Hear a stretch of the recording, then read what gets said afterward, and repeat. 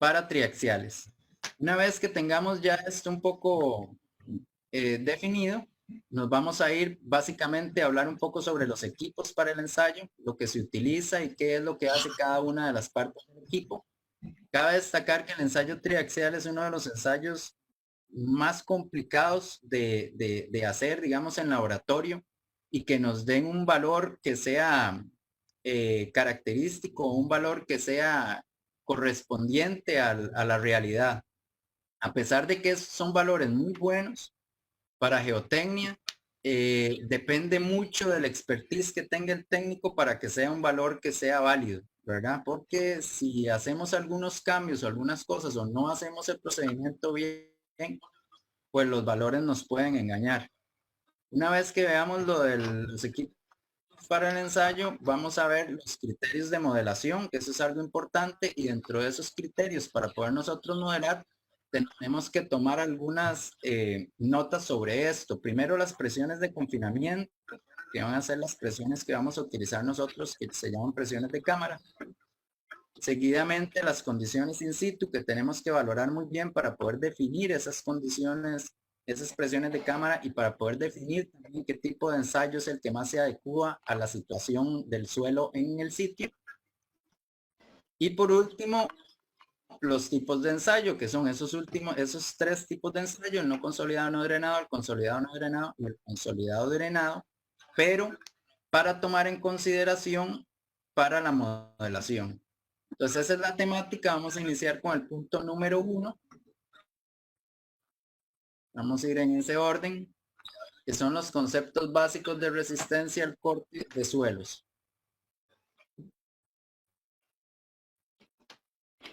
Primero, y la incógnita que se nos viene a muchos de nosotros al principio es cuando nos hablan de resistencia al corte, es ¿qué es la resistencia al corte? Bueno, tenemos que definirla, y se define como el máximo esfuerzo cortante que una masa de suelo pueda soportar sin fallar.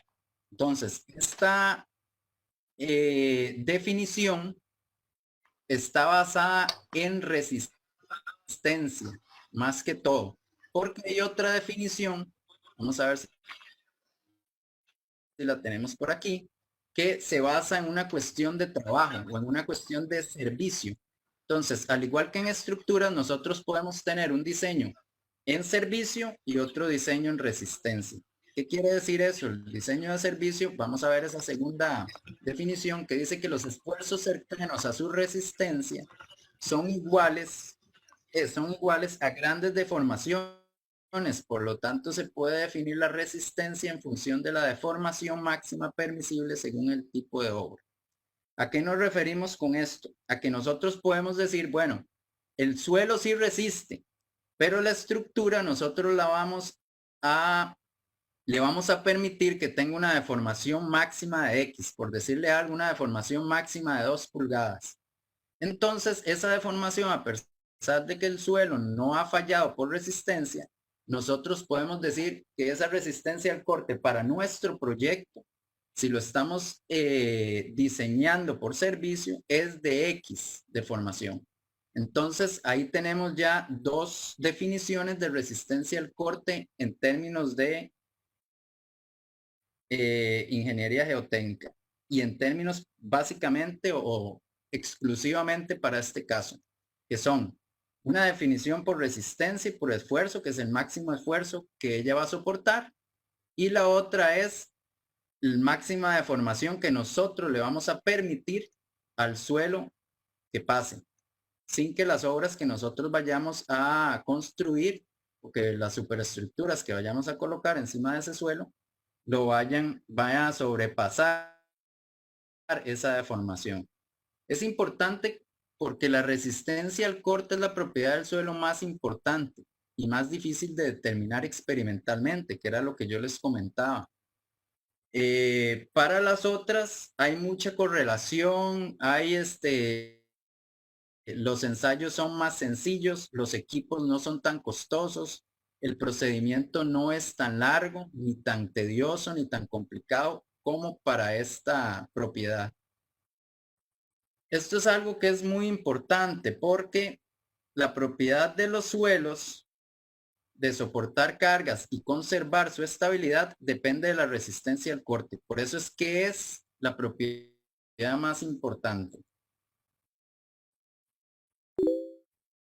Vamos a ver los fenómenos que están asociados a la resistencia al corte de suelos.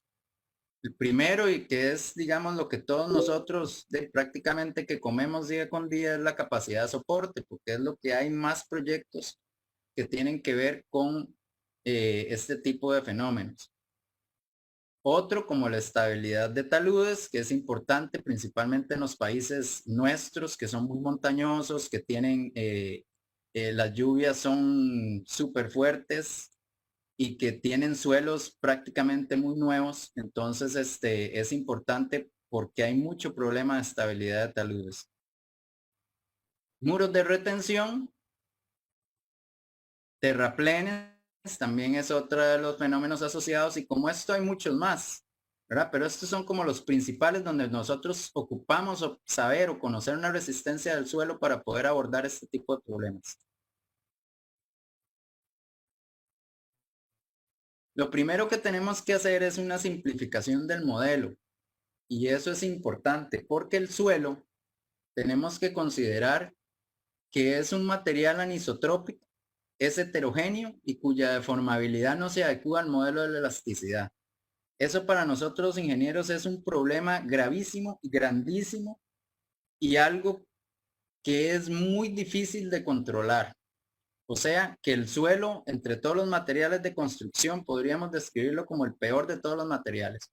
O sea, es un material al que nosotros no podemos visualizar a futuro su comportamiento.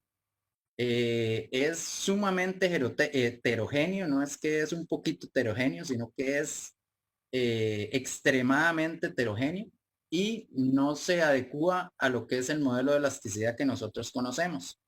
Entonces, a raíz de esto, nosotros tenemos que hacer una simplificación para poder abordar estos problemas y para poder definir y darle parámetros a un material con estas características. Vean que desde aquí ya nosotros estamos empezando a hacer suposiciones, suposiciones que al final y al cabo, con el paso del tiempo y con experimentación, nos hemos dado cuenta, el ser humano, de que esas suposiciones no han hecho una afectación muy grave en la parte económica o en la parte, digamos, de seguridad de las estructuras. No obstante, es importante que ustedes entiendan y tengan eso bien claro, de que en el momento que nosotros hicimos ya esta suposición, los cálculos matemáticos, etcétera, no son o no nos están dando valores reales del comportamiento del suelo, porque ya hicimos una suposición muy grande, y esa suposición es la que sigue. Lo primero es que el suelo se comporta de manera asimilable al modelo de deformación elástica, o sea, ya ahí cambiamos completamente la realidad. Lo segundo es que dentro de ciertos límites el suelo puede considerarse homogéneo, o sea, ya estamos suponiendo que es un material homogéneo. Y tercero, que sus propiedades mecánicas pueden considerarse independientes de la dirección de los esfuerzos aplicados, lo cual no es cierto, pero para poder nosotros hacer la modelación y para poder, como les dije, resolver ese problema matemático de una manera sencilla y simple, tuvimos que hacer esas suposiciones. Como les dije, como por arte de magia, como está el mago ahí, obtuvimos esa solución de hacer esa simplificación, y por medio de experimentación, eso nos ha permitido darnos cuenta de que esa simplificación del modelo nos va a permitir resolver la gran mayoría de problemas geotécnicos sin que ese error que se genera afecte sensiblemente la seguridad o el costo de la obra. Hay obras importantes más grandes de muchos millones de dólares en los cuales a veces en algunos temas pues sí se tiende a complicar un poco y sí se tiende a afinar un poco más los cálculos y empezar a jugar con esas propiedades reales del suelo, con lo anisotrópico, con lo heterogéneo y con el modelo de elasticidad que no cumple. pero eso ya es, digamos, como para una geotecnia un poco más avanzada y para una matemática muchísimo más avanzada que la matemática que nosotros utilizamos y que los ensayos de laboratorio intentan asimilar.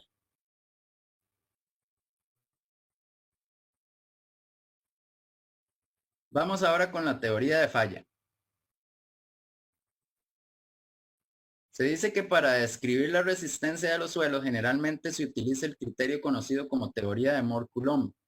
Este combina la teoría de resistencia de fricción de Coulomb de 1776 y el criterio de falla de Mohr de 1900. Básicamente en este grafiquito, vamos a ver si puedo poner el puntero. Creo que tenemos...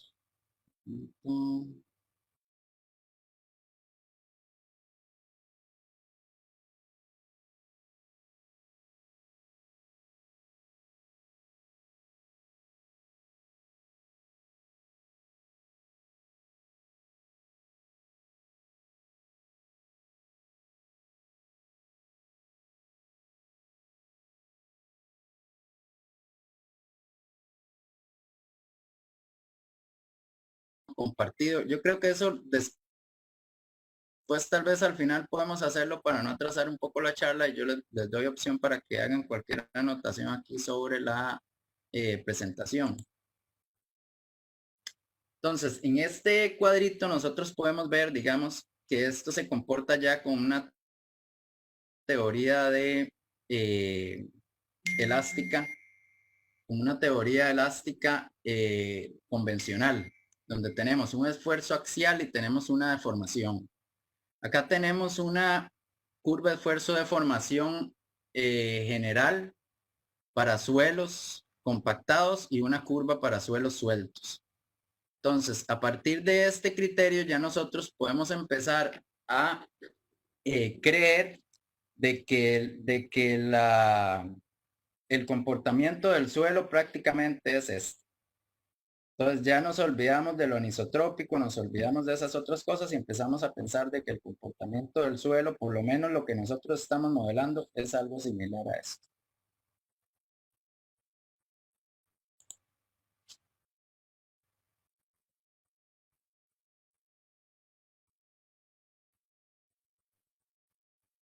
Seguimos con que la resistencia al corte de los suelos es el resultado de las fuerzas de fricción entre las partículas que se oponen al movimiento de estas. Esta es la teoría por fricción de Coulomb. O sea, Coulomb nada más habla de que existe esa fricción y que esas fuerzas de fricción son directamente proporcionales a las fuerzas normales en las superficies de contacto.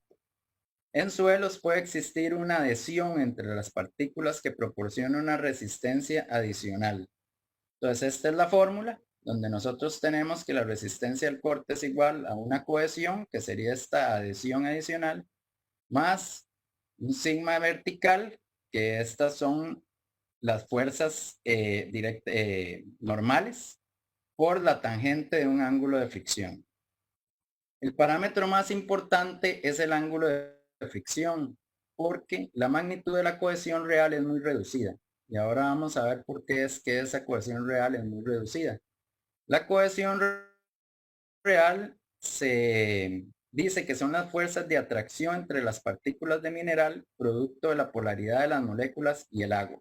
Y ese valor en prácticamente casi todos los suelos cohesivos no es muy alto, entonces no es muy representativo de este valor final de resistencia al corte. En el análisis de la resistencia de suelos de grano fino, que serían arcillas y limos, se genera una presión de poro por la aplicación rápida de cargas, lo que resulta en un valor de cohesión aparente. Y venimos a este grafiquito que a mí me gusta mucho porque explica muy bien qué es lo que pasa con la cohesión. Cuando nosotros trabajamos en esfuerzos totales quiere decir que estamos tomando en consideración las fuerzas que puede tomar el agua y no hay un drenaje en la situación que estamos analizando, entonces decimos que hay esfuerzos totales. O también puede que haya un drenaje, pero que la aplicación de la carga sea tan rápida que no permita que ese drenaje se dé. Entonces, eso lo que genera es que entre las partículas, si nosotros suponemos que esto es un cilindro, por decirlo algún pistón cerrado, cerrado en su parte inferior, cerrado en los costados, y estamos aplicando una carga acá encima, un esfuerzo normal, inmediatamente, y el material está saturado, inmediatamente vamos a empezar a obtener presiones de poro, presiones internas en el agua que está llenando los vacíos de las partículas, que nos está haciendo una contrapresión o que nos está sosteniendo este esfuerzo normal. Y esa presión de poro, cuando nosotros hacemos la teoría de Mohr-Coulomb, nos va a generar una cohesión aparente, o sea, nos va a generar un C en esa fórmula, que en realidad no es lo que es el C real, sino que es básicamente la presión de poro. Entonces, eso es importante que lo tengamos claro. En un análisis de esfuerzos totales, la presión de poro es lo que nos va a dar básicamente el valor de C. Cuando hay drenaje, el valor de C va a ser muy bajo y empieza a funcionar el valor de fricción entre las partículas, que ese ángulo es el que nos va a dar prácticamente el mayor aporte a la resistencia al corte. Es el criterio de Mohr-Coulomb al final, donde nosotros tenemos SC, ¿verdad? Que estamos hablando, que es el componente cohesivo, y el sigma por la tangente del ángulo de fricción, que es el componente friccionante. Nosotros tenemos acá una resistencia al corte, resistencia normal, tenemos un valor de C y un ángulo de fricción.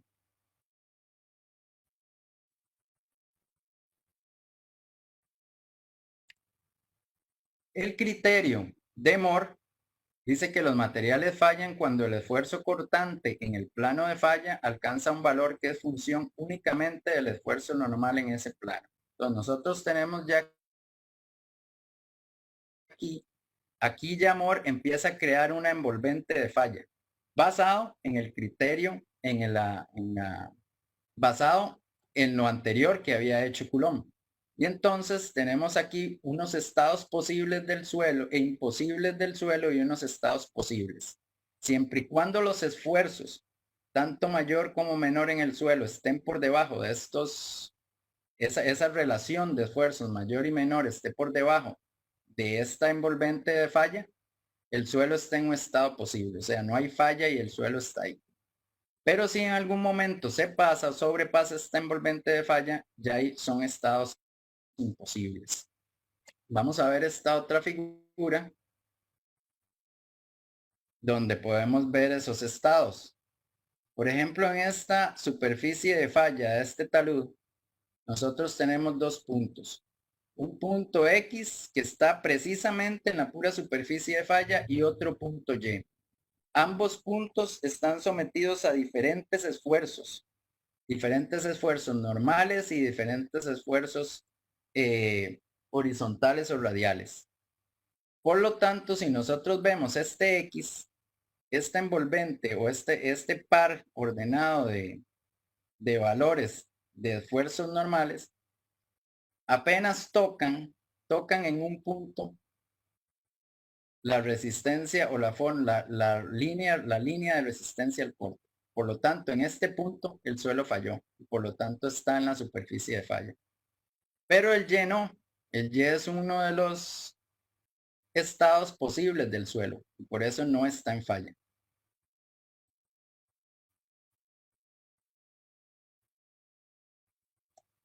En el análisis de resistencia de suelos de grano fino, que serían arcillas y limos, se genera presión de poro por la aplicación rápida de cargas, lo que genera un valor de cohesión aparente. Eso ya lo discutimos anteriormente. Los parámetros SAFE, eso es importante que lo tengan claro, los parámetros SAFE no son intrínsecos de un material, o sea, yo no puedo decir que un material, una arena, tiene un ángulo de fricción tal y una cohesión tal, sin decir cuáles son los esfuerzos a los que esa cohesión y ese ángulo de fricción fueron resultado de, porque esos parámetros son una consecuencia del ensayo realizado. O sea, dependiendo de los estados de esfuerzo, así van a ser los parámetros C y Φ. Entonces, no es como el concreto o el acero que tienen ya un coeficiente de formación X y que se pueden calcular sus parámetros, sus valores de resistencia y que son fijos. En el suelo no, en el suelo esos parámetros de resistencia o el C y Φ dependen del estado de esfuerzos y dependen por lo tanto del ensayo que uno realice y de la modelación que uno realice. Vamos ahora con generalidades del ensayo triaxial. Uno de los métodos más confiables para determinar los parámetros de la resistencia del corte es este ensayo.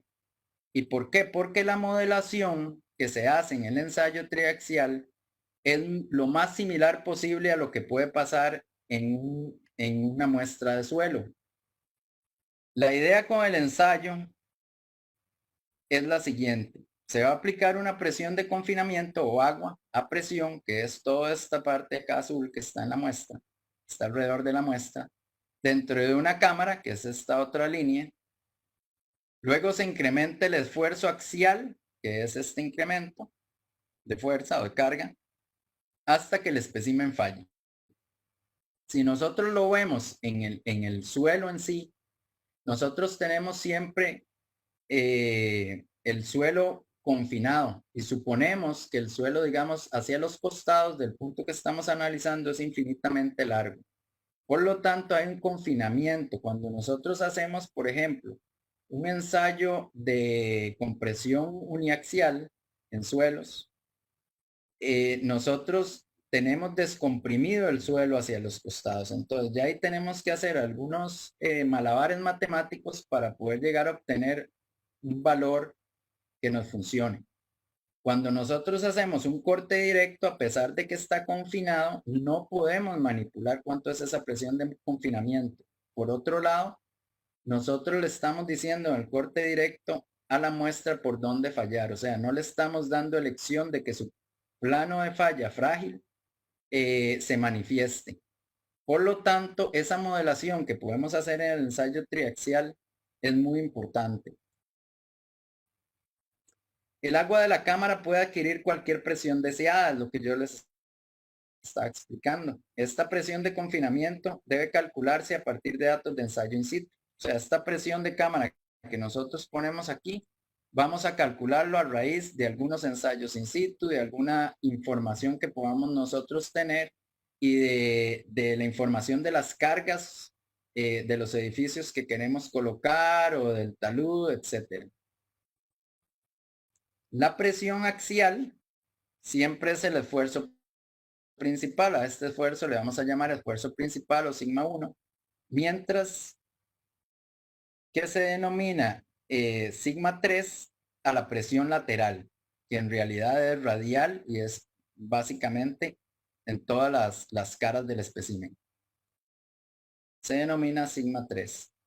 La resistencia al corte de suelos saturados en compresión triaxial depende de los esfuerzos aplicados. Siempre va a depender de esos esfuerzos aplicados. Tiempo de consolidación, eso es algo importante también. Tasa de deformación y al historial de esfuerzos experimentada por el suelo a través de los años y va a depender mucho también, digamos, de la muestra en ese sentido. Vamos a ver las ventajas de ese ensayo. Lo primero es que es más versátil que el ensayo de corte directo. El drenaje de la muestra también puede ser controlado por medio del ensayo triaxial. No hay rotación de los esfuerzos principales como en el ensayo de corte directo. Eso es algo importante. El plano de falla puede ocurrir en cualquier parte y no está predefinido como en el ensayo de corte directo. Eso es básicamente uno de los puntos más importantes o las ventajas más importantes del ensayo triaxial con respecto a los otros ensayos que nos dan resistencia al corte. Y hablando de ensayos de laboratorio, ¿verdad? Porque hay otros ensayos de campo, con los que nosotros podemos correlacionar resistencia al corte. Ya eso, digamos, es otra historia, es otra charla, digamos, porque sí hay algunos ensayos que han dado muy buenos resultados, ensayos in situ o en campo, que han dado muy buenos resultados y han correlacionado muy bien con los ensayos triaxiales. La otra ventaja es que permite determinar, entre otros parámetros, el ángulo de fricción interna, la cohesión efectiva y la cohesión no drenada.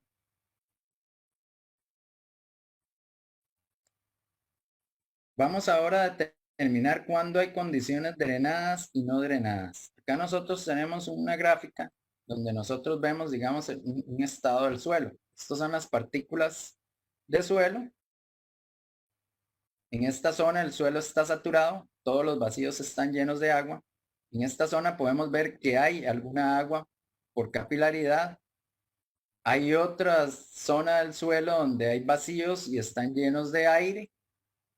Hay un agua molecular que siempre está, digamos, como una pequeña película alrededor de las partículas de suelo y pues las partículas sólidas.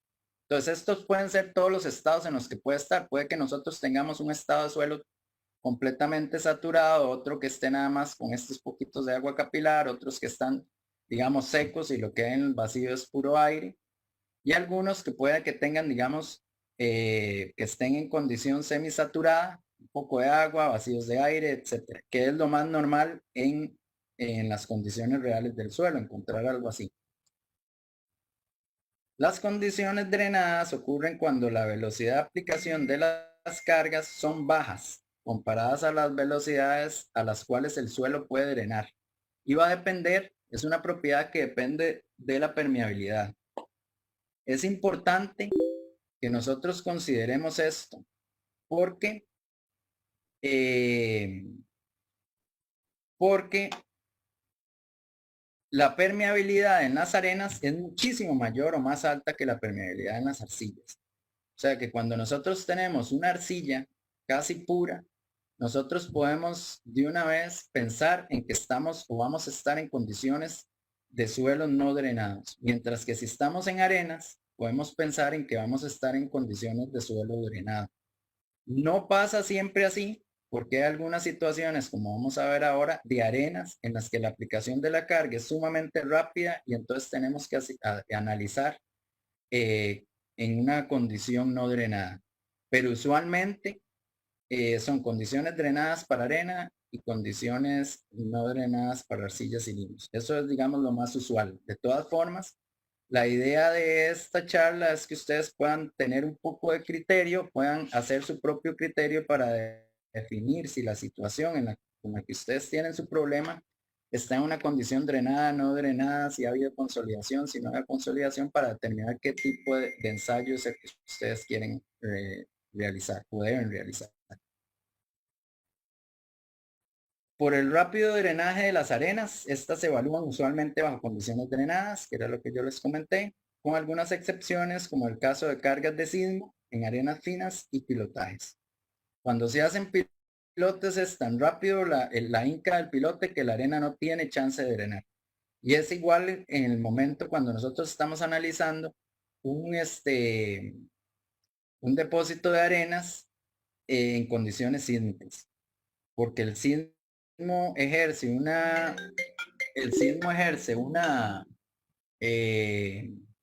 carga tan rápida que no le da posibilidad a la arena de drenar. En arcillas el drenaje es demasiado lento y por lo tanto las presiones de poro no se disipan rápidamente. Por lo tanto, en suelos de grano fino, la resistencia al corte a corto plazo corresponde a condiciones no drenadas. Eso es lo más usual. Pero, a pesar de que es así, es lo más usual, tenemos siempre que estar pensando y analizando a ver si esa es la condición real del suelo o no. A pesar de esto, para las arcillas, la resistencia al corte a largo plazo se evalúa en condiciones drenadas. Eso es algo importante. A pesar de que las arcillas están en condiciones, hablamos de que se ven en condiciones no drenadas, a largo plazo a muchos años o a muy largo plazo nosotros podríamos tener condiciones drenadas en las arcillas. Porque el drenaje es muy lento, pero sí hay, o sea, sí se da consolidación en arcillas y sí se da drenaje en arcillas. Entonces hay algunas situaciones donde nosotros, si estamos analizando lo que puede pasar en el suelo a largo plazo, deberíamos de evaluar esas condiciones drenadas.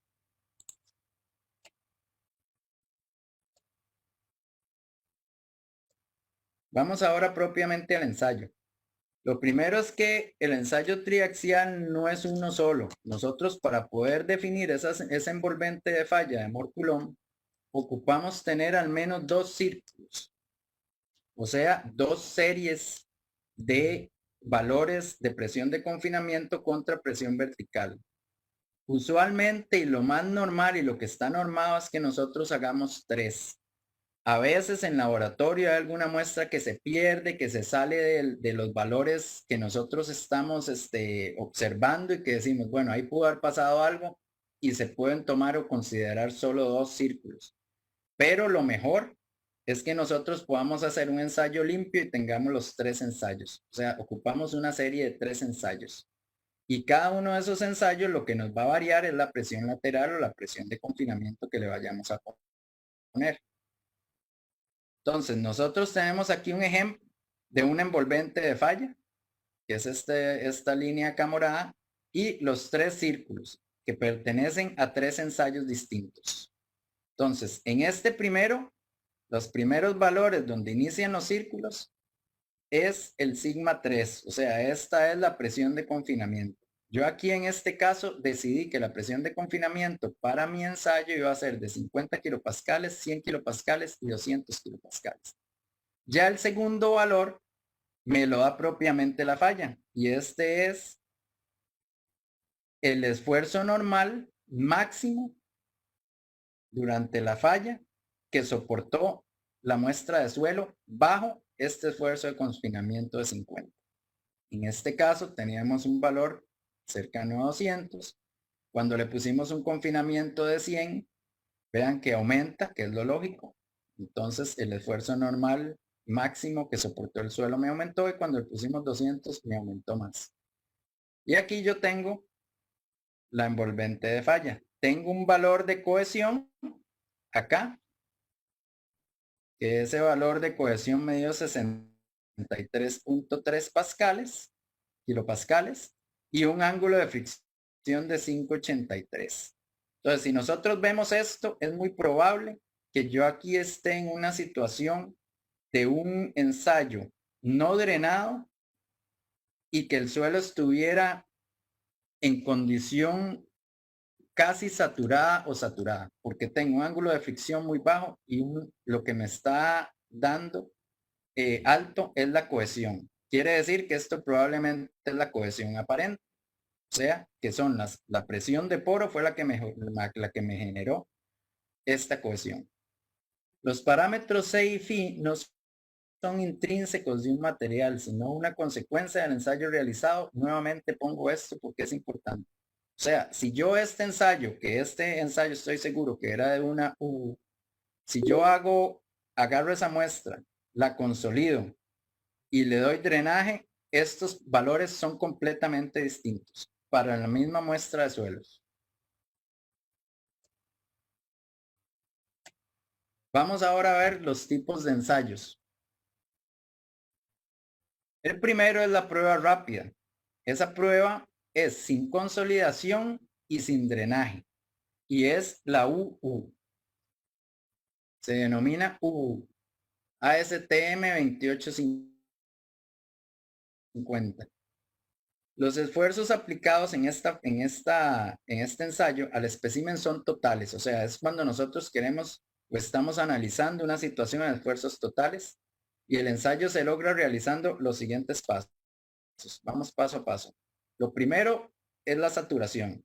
Eso va a depender de la situación para la que nosotros estemos modelando el ensayo y si es requerida o no.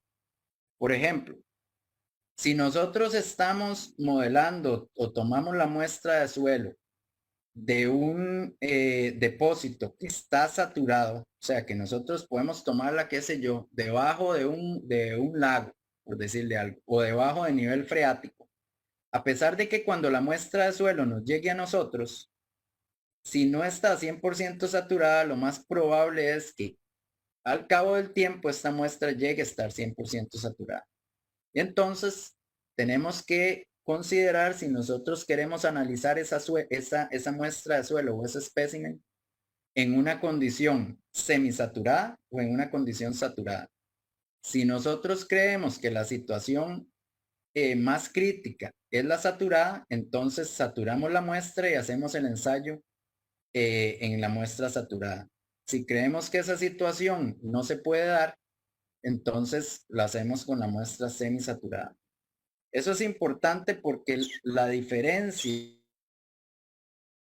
en tiempo en el ensayo en saturar una muestra de arcillas o limos es bastante larga. Se puede durar alrededor de 3 días, 4 días, a veces 2 días saturando una muestra y tenemos que hacer 3 muestras, o sea que el ensayo se va bastante largo a pesar de ser una prueba rápida. Pero eso sería alistando la muestra. Una vez que ya nosotros tenemos la muestra lista, ya sea saturada o semisaturada, entonces procesa la falla. Con muestras 100% saturadas, la consolidación no ocurre ni durante la aplicación de la presión de confinamiento ni durante la aplicación de la carga de falla. O sea, nosotros no vamos a consolidar para nada esta muestra. Va a venir tal cual viene de campo, así es como hacemos la falla. La envolvente de falla tiende a ser una línea recta, donde el ángulo de fricción es cero y la resistencia al corte es igual a Cu, que es una cohesión no drenada. Y tiende a ser algo como esto. Por eso les decía que probablemente la muestra que yo saqué ahí, que saqué aleatoriamente de uno de los ensayos de nosotros, la envolvente de falla era casi horizontal y el ángulo de fricción era, eh, era muy bajo.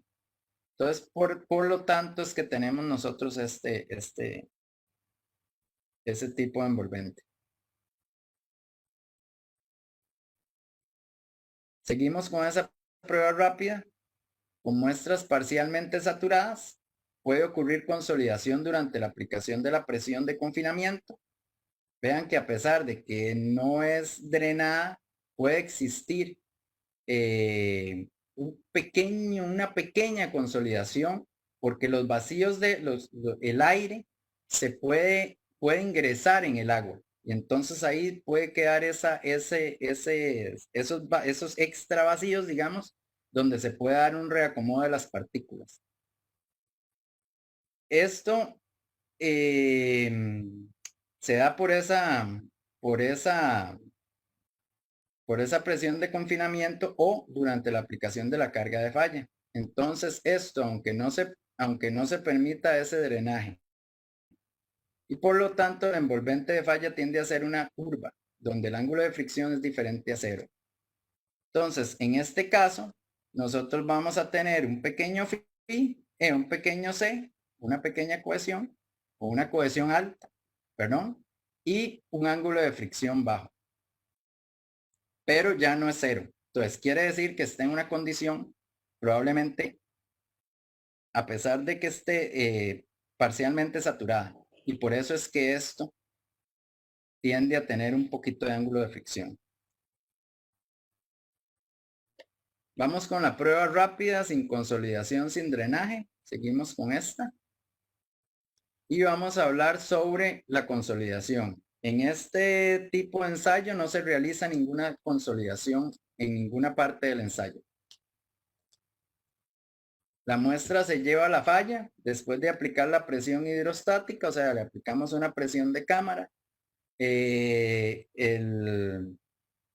La norma indica que debemos de dejar aproximadamente unos 10 minutos para que haya acomodo de partículas, etcétera, en la muestra previo a que nosotros iniciemos la falla con la presión de cámara. O sea, se le aplica la presión de cámara, se deja un rato, se deja aproximadamente 10, 20 minutos para que la muestra haya acomodo de partículas y posterior a eso se hace la aplicación de la carga. Eso sí, tenemos que tener cuidado de que la válvula de drenaje esté completamente cerrada. De manera que eso va a generar de que no haya un cambio de volumen importante en la muestra. Este tipo de ensayo modela situaciones donde se asuma que las cargas son aplicadas de manera muy rápida y de tal forma que no exista suficiente tiempo para que la presión de poro introducida se disipe o que se dé consolidación durante el proceso de carga. Para esas situaciones es para las que se modela este tipo de ensayo. Vamos con la otra prueba, que es, seguimos, perdón, con esta misma. Vamos a ver situaciones prácticas. Puede ser una cimentación bajo nivel freático, donde tenemos una muestra saturada. Puede ser una cimentación en condiciones de suelo donde se determine que para el tiempo de construcción del edificio no hay posibilidad de que haya drenaje. Entonces ahí tenemos una condición de muestra parcialmente saturada. Y así como esas, hay otras situaciones. Al final vamos a ver una cierta cantidad de situaciones y el tipo de ensayo triaxial al cual se debería de utilizar. Vamos con la segunda, que es lo que llaman prueba semilenta, que esta sí tiene consolidación, pero tampoco hay drenaje. Y está normada bajo la STMD 4767. Los esfuerzos aplicados al espécimen son totales, se mide en condición no drenada, o sea, la válvula de drenaje está cerrada. No obstante, se pueden obtener valores en esfuerzos efectivos o totales. Es importante porque esta prueba nos permite a nosotros analizar en la misma prueba los dos esfuerzos, los efectivos, que sería si tuviéramos drenaje, y los totales si no tuviéramos drenaje. Es aplicable a condiciones de campo donde los suelos que han sido completamente consolidados bajo una serie de esfuerzos son sujetos a un cambio de esfuerzo sin tener tiempo para que ocurra una nueva consolidación durante el proceso de carga. Vea que aquí tenemos la pregunta, ¿cómo se hace para tener esos esfuerzos totales y efectivos? Bueno, lo que se hace es que se hace un truco en el ensayo y se mide la presión durante el ensayo. Entonces, matemáticamente, si nosotros restamos la presión de poro, es básicamente lo que estaría pasando en una situación drenada. Entonces, como esta muestra nos permite tener esos datos, poder medir la presión de poro, la presión interna del agua, entonces podemos hacer matemáticamente eso. Y con eso, la resistencia al corte se puede expresar en términos de esfuerzos efectivos. Esta resistencia puede ser aplicada a condiciones de campo donde puede ocurrir drenaje. Entonces, de esta forma, nosotros de hacer una prueba muy lenta, podemos obtener unos datos que son, que nos pueden funcionar y que son válidos para situaciones consolidadas drenadas.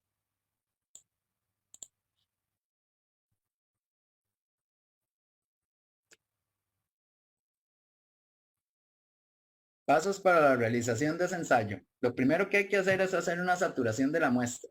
Se va a realizar en incrementos de presiones, aumentos graduales de presión de cámara y contrapresión. Entonces, ¿cómo hacemos nosotros para saturar una muestra en el ensayo triaxial? Bueno, la muestra viene, digamos la que viene semisaturada. Entonces, ocupamos agarrar esos vacíos de aire y llenarlos con agua. Lo primero es que para la saturación tenemos que utilizar agua desaireada. Es importante porque el aire que se encuentra en la muestra tiene que introducirse y deshacerse, digamos, deshacer esas partículas e ingresar en esa agua que está desaireada. Ahí es donde esos vacíos, donde nosotros podemos saturar la muestra. De lo contrario, el proceso se puede realizar, pero es sumamente lento. O sea, podemos durar semanas de semanas tratando de infiltrar esas pequeñas partículas de oxígeno dentro del aire, dentro del agua, perdón. Entonces, esa saturación se realiza mediante incrementos. Entonces, nosotros lo que hacemos es que tenemos una presión de cámara, tenemos una valvulita donde se mete agua a presión igual adentro de la muestra. Entonces, le metemos presión de confinamiento y le metemos contrapresión a la muestra. Contrapresión es lo que se llama el back pressure o etcétera.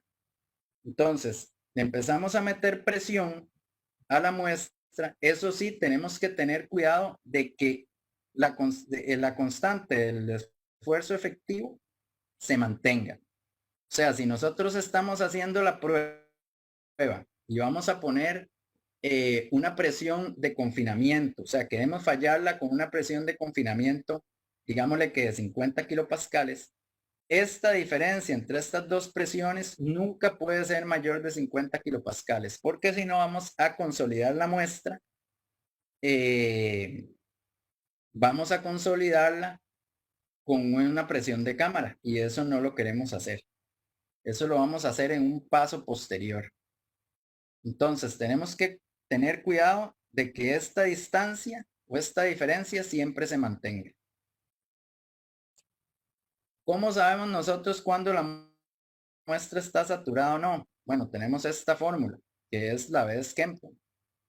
Esto es que el cambio en la presión de poro del espécimen como resultado del cambio en la presión de cámara cuando la válvula de drenaje esté cerrada. Entonces, este es este cambio. Es un cambio en la presión de poro y el cambio en la presión de cámara. Entonces, cuando yo empiezo a hacer los pasos de saturación, cada vez que yo hago un paso, yo mido esto. Entonces, yo le hago un aumento a la presión interna del material y después le hago un aumento a la presión de cámara. En el momento que yo aumento cámara, la presión de poro va a tener un cambio en la presión de poro. Y ese cambio es este. Es el delta U. Y este otro es el cambio en el aumento que yo hice de presión de cámara. Esta división nos da un valor de B. Cuando ese valor de B es mayor de 0.95, entonces ya nosotros podemos suponer que la muestra ha sido saturada. Hay algunos materiales donde ese valor, después de hacer varios pasos de presión contra presión de estos aumentos, ese valor no cambia. Entonces hay algunos materiales donde ese valor va a llegar hasta 0.70 y nosotros tenemos que suponer de que ya la muestra está saturada porque ya no cambió más. En la norma hay una forma o un procedimiento donde nos dice cuándo nosotros podemos suponer de que eso ya está saturado, cuando nos pase una situación de estas. La segunda etapa, una vez que ya la muestra está saturada, es realizar la consolidación. Y esto va a permitir que la muestra alcance el equilibrio en un estado drenado. Entonces, el esfuerzo efectivo de consolidación para el cual la resistencia es requerida es la presión de cámara o confinamiento. O sea, bajo esa presión de cámara que nosotros decidimos, en el caso del ejemplo que teníamos allá, que era 50, 100, 200, vamos a hacer una consolidación con esa presión de cámara. Entonces, ¿qué hacemos? Dejamos, digamos, la válvula de drenaje abierta o en algunos equipos lo que se hace es que el agua se devuelve a la bomba de contrapresión y la dejamos ahí por bastante tiempo. Usualmente pueden dar alrededor de 12, 24 horas. Hay materiales que consolidan muchísimo más lento y puede durar muchísimo más tiempo. Hasta que ya haya un equilibrio en la presión de poro que se haya disminuido y esté muy cercana a la presión a la contrapresión, o que ya no veamos que haya un cambio de volumen significativo en el agua que está pasando de la muestra hacia afuera. Aquí decimos que la consolidación se da por concluida cuando no se note reducción en el valor de presión de poro. Entonces la presión de poro nosotros la podemos ir viendo graficada. Digamos, en los equipos que nosotros manejamos hay gráficas que están en tiempo real donde nosotros vamos viendo el comportamiento de la presión de poro. O cuando no se observen mayores incrementos en el volumen de agua que sale de la muestra. Es lo que les decía sobre el volumen. Entonces, nosotros ya podemos llegar y decir, bueno, ya tenemos el material consolidado. Acuérdense que es bajo la presión de confinamiento. Si nosotros aplicamos una presión de confinamiento mayor, el material va a seguir consolidando, ¿verdad? Una vez que tenemos es la muestra consolidada, vamos a calcular el valor de T50, que es el tiempo en que se alcanza el 50% de la consolidación primaria, para posteriormente calcular con ese dato el rango de deformación a aplicar durante la falla. Ese nos va a dar, digamos, la velocidad de deformación para realizar el ensayo.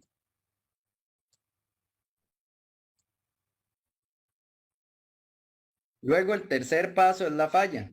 La presión de cámara se mantiene constante mientras se aplica la carga vertical. Entonces nosotros agarramos una de las bombas, la bomba que mantiene la presión de cámara y la fijamos en un valor X, ¿verdad? Que ya ha sido predefinido y que depende del sigma 3 y la mantenemos constante. La falla va a ocurrir cuando el esfuerzo desviador, que es el esfuerzo normal o la carga que se está aplicando a través de un pistón, llega a un pico y luego disminuye un 20%, o cuando se alcance un 5% adicional de deformación axial posterior al pico de carga. O hay un tercer criterio que es principalmente las arcillas, materiales que son muy plásticos, donde se dice que se alcanza o que la falla se da cuando se alcanza un 15% de deformación axial. O sea, en algunos materiales nosotros nunca vemos un pico de carga, sino que lo que vemos es una línea que empieza a subir y después se mantiene casi horizontal durante mucho tiempo. En ese momento, cuando se alcanza ese 15%, ya podemos decir de que se dio la falla. Aquí habían tres tipos de falla. Digamos, en materiales podemos ver una falla que es típica de por cortante. Hay otras fallas que son por grietas verticales. Otra falla que le llamamos de bulto, principalmente que se da en arcillas. Estos son suelos un poquito más friables, digamos, que fallan más rápido. Algunas situaciones prácticas donde se utiliza este ensayo: aumento de pisos en edificios existentes. Si queremos analizar una situación de estos serían esfuerzos totales, porque lo normal es que no haya drenaje, ¿verdad?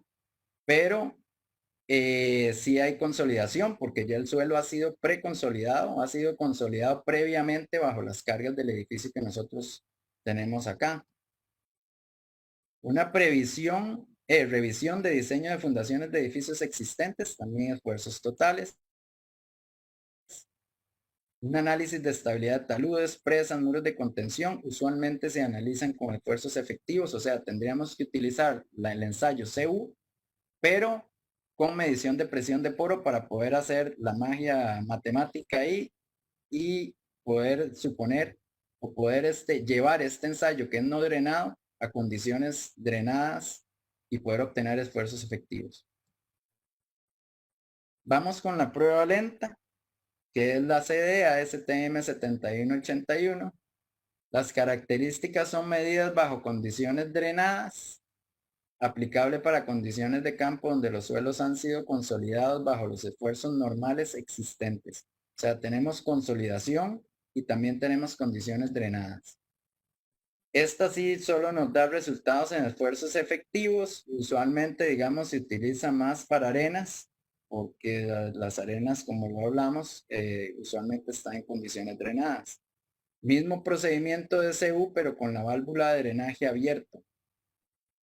Se realiza en arcillas. Si se realiza en arcillas, el ensayo puede durar semanas. O sea, nosotros si vamos a hacer un CD en arcillas, pueden tenerlo por seguro que la velocidad de falla es tan pero tan baja que podemos durar fallando una sola muestra, una de 3, por lo menos 15 a 22 días con la máquina encendida, día y noche, realizando el proceso. ¿Por qué? Porque la velocidad se calcula para que le dé tiempo, para que la carga sea tan lenta y para que le dé tiempo al agua que está en los vacíos de poder buscar su camino para poder drenar del suelo.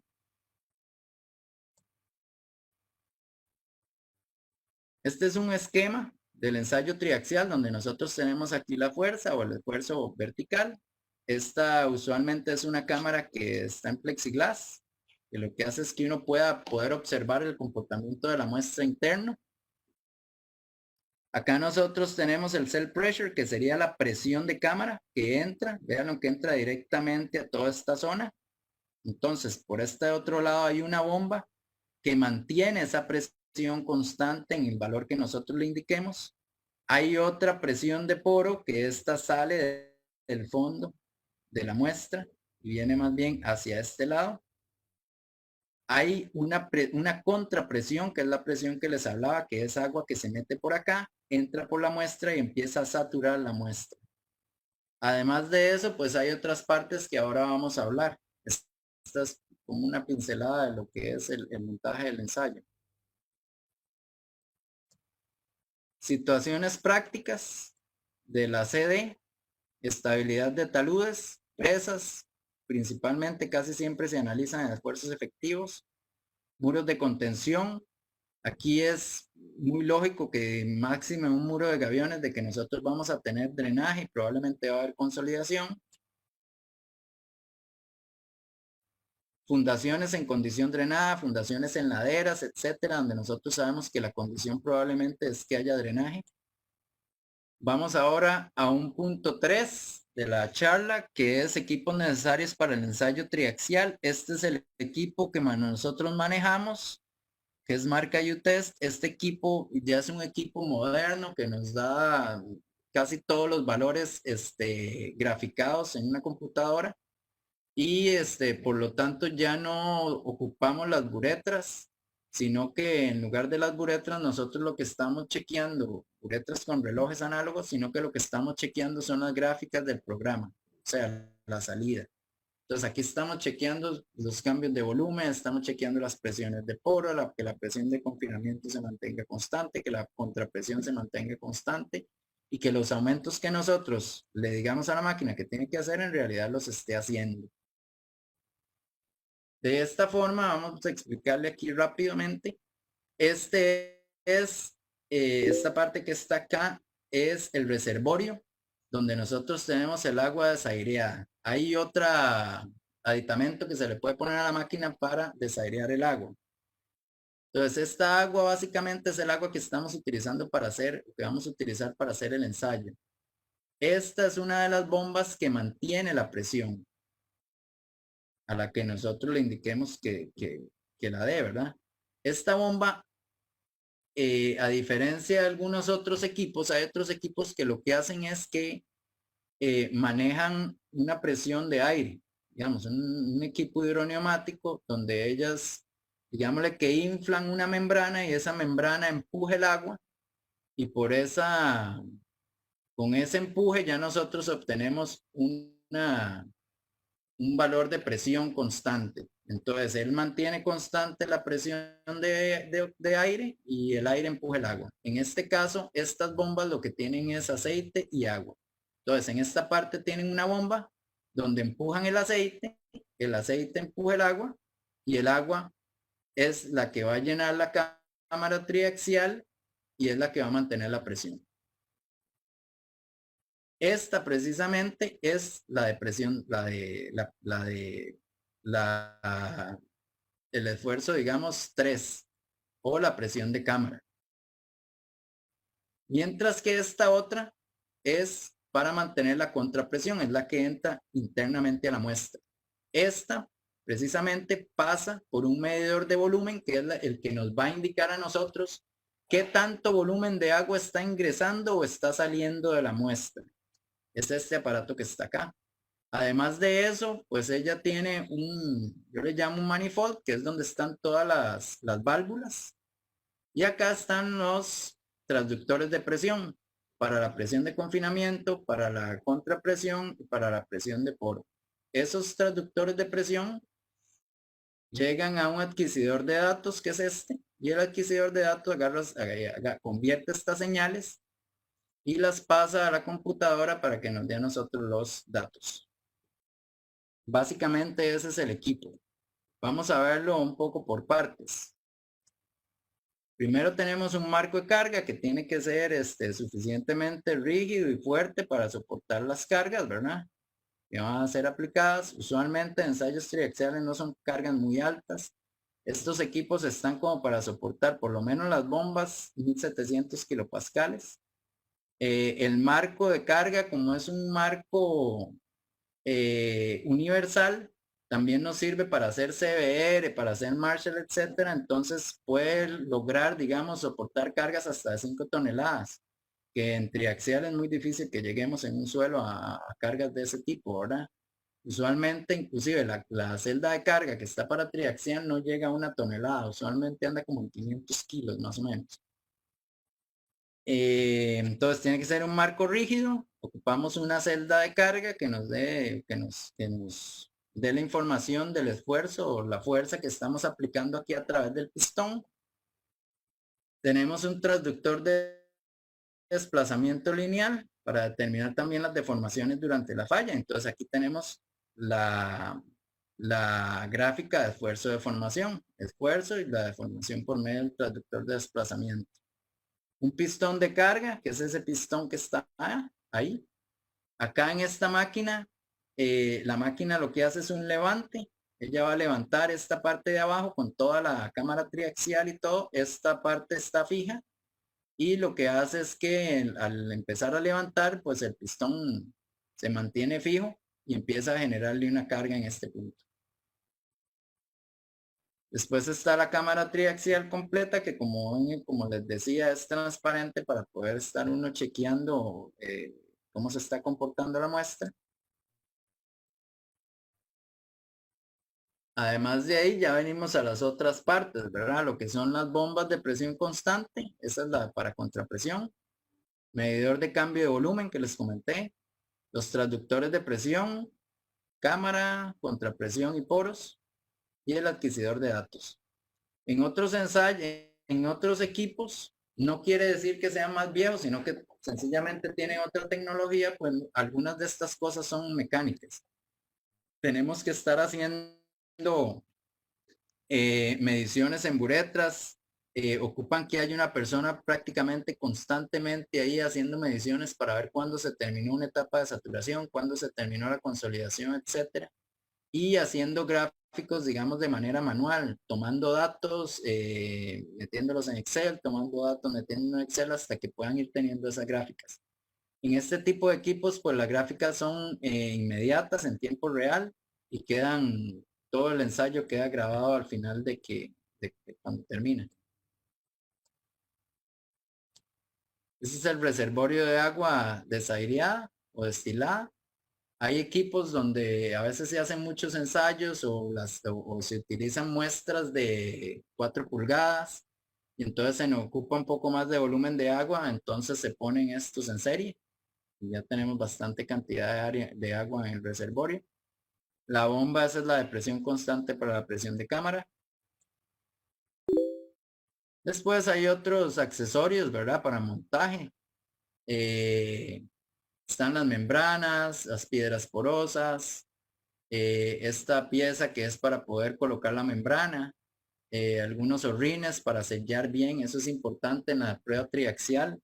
A veces hemos tenido problemas de que no quedó uno de esos horrines bien puestos y entonces hay ingreso de agua en la muestra del confinamiento. Y pues es fácil en estos equipos observar cuando hay un problema de esos porque entonces empezamos a ver gráficas que no son congruentes con lo que se está haciendo. Por lo tanto, definimos, tenemos que parar, desarmar todo el equipo, desarmar toda la muestra y colocar una nueva, ¿verdad? Entonces eso conlleva mucho tiempo. Por lo tanto, esto, a pesar de que son cosas muy pequeñas, es importante que se maneje con materiales de primera calidad para que se pueda evitar ese tipo de cosas, ¿verdad? Esto ya está montado. Entonces aquí podemos ver los horrines. Esta parte blanca, amarilla es la membrana. Y aquí están las entradas de agua. Esta es la, el tubito la manguerita donde nos está entrando el agua interna a la muestra. Por esta parte de acá sale el agua de presión de poro y por esta otra que está acá atrás es donde entra el agua que nos da presión a la cámara.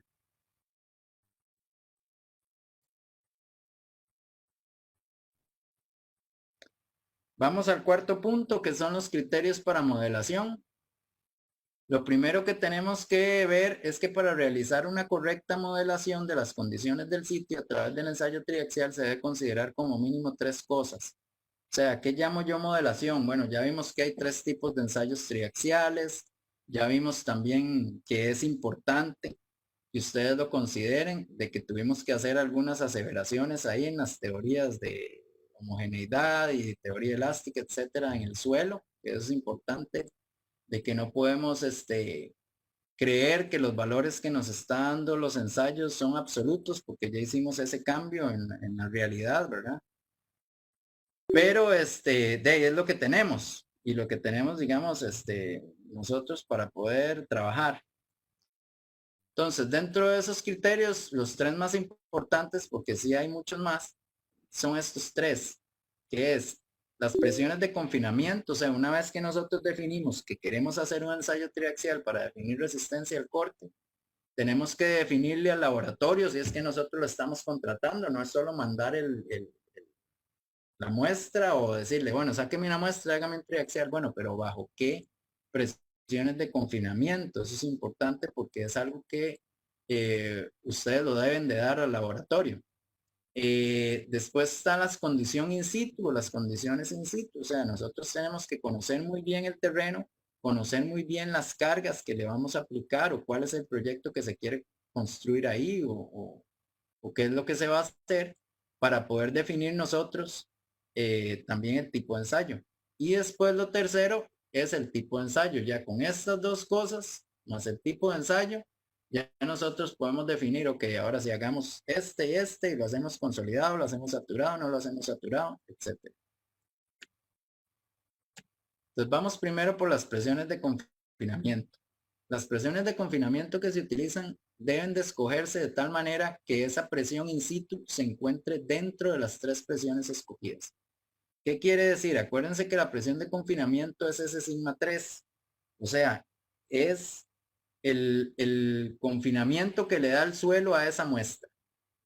Por lo tanto, cuando nosotros vamos a hacer el cálculo y definir cuáles son esas presiones para el ensayo, nosotros tenemos que asegurarnos de que lo que nosotros estamos analizando se encuentre dentro del modelo que estamos haciendo. Porque si no, si está fuera, el ensayo no sirve para nada, porque los parámetros C y phi para esas otras condiciones son otras. Entonces tenemos que tener cuidado con eso y que esto es de lo principal, o sea, definir que esas presiones de confinamiento estén bien calculadas. Esto es la presión de trabajo, ¿verdad? Esté dentro de las presiones utilizadas para graficar la envolvente de falla. La B, para realizar una aproximación de la presión lateral de trabajo, podemos utilizar el siguiente procedimiento rápido. Este es un procedimiento rápido, no, es rapidísimo, pero es lo más sencillo, ¿verdad? Hay otra gente, digamos, o inclusive yo mismo, tengo otros procedimientos un poco más finos, más ajustados de cómo calcular esas presiones, pero este es un procedimiento rápido y sencillo para que ustedes lo puedan hacer o considerar.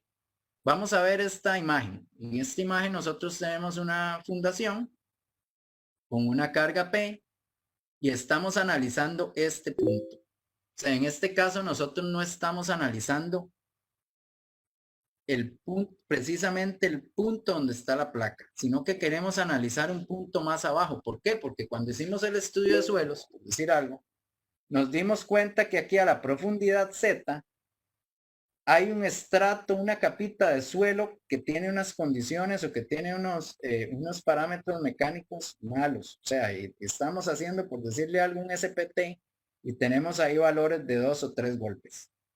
Mientras que acá arriba hay una zona que está buena.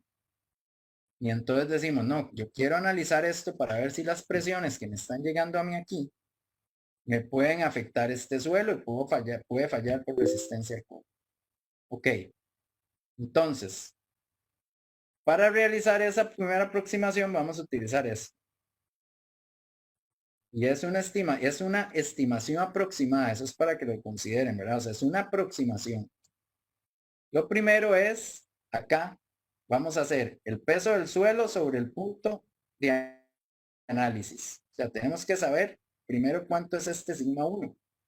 Y para eso, nosotros tenemos que sumar primero el peso de todo este suelo, que está de una altura Z, y después tenemos que adicionarle el peso de las sobrecargas que nosotros vayamos a colocar. En este caso solo P, pero si nosotros tuviéramos acá más,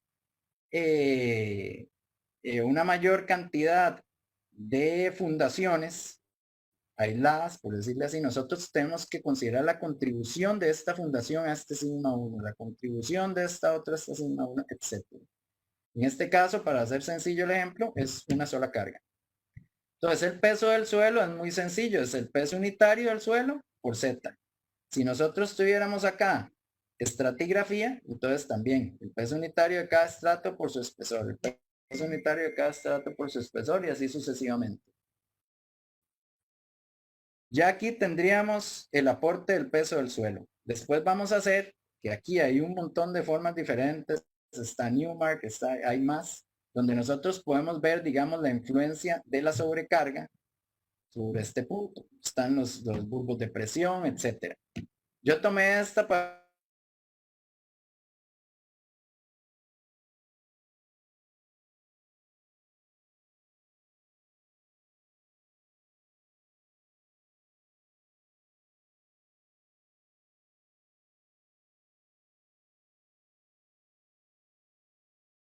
podríamos llegar a tener una realidad. Entonces, esa segunda parte sería la contribución de P o de la superestructura, ya sea edificio, un terraplén, un muro, lo que sea que se vaya a construir aquí. Y entonces lo hacemos por esta fórmula, que esta fórmula es que delta sigma z es igual a Q, que sería lo mismo que P, por un valor de B por L entre B más Z por L más Z. Esto lo que estamos haciendo es como una relación de 1 a 2 y suponiendo de que esta fundación lo que me está haciendo es pasándome esta área que tengo aquí con respecto a Z a una fundación muchísimo más amplia aquí abajo. Entonces, como es la misma P, pero el área es más grande, se nos va reduciendo poco a poco ese esfuerzo. Esa es esta teoría, digamos. Es la más sencilla, tiende a dar errores cuando el punto está muy precisamente bajo el puro punto de la carga, pero para la situación que estamos analizando, que es sigma 3, para colocar en el ensayo, los errores no son tan grandes. Entonces podemos despreciar esos errores y utilizar esto bien para hacer esa primera estimación. Entonces, una vez que nosotros tenemos aproximado este esfuerzo vertical, porque ese es el que hemos calculado, vamos a aproximar el esfuerzo horizontal. Y ese esfuerzo horizontal tenemos una fórmula que dice que ese esfuerzo horizontal de trabajo es lo mismo que K sub O por sigma 1 de trabajo.